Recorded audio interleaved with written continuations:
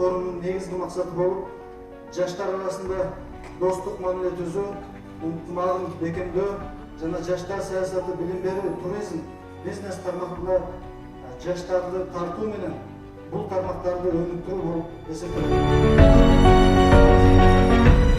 Çağrımızda bir tarixi gündesem жаңылышпайм.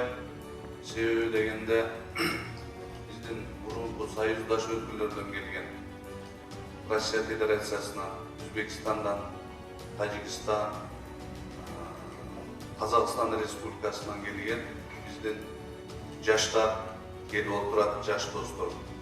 Ошону менен биргеликте де биздин өзүбүздүн Кыргыз мамлекетибиздин Жети Дубанынан келген. Жети Дубандагы өзүнчө статуска ээ болгон шаардын жаш жетекчилери, жаштары келип отурат. Ошондуктан сиздерди биздин көп улуттуу байыркы тарыхы бар Ош шаарына кош келиңиздер демекчимин.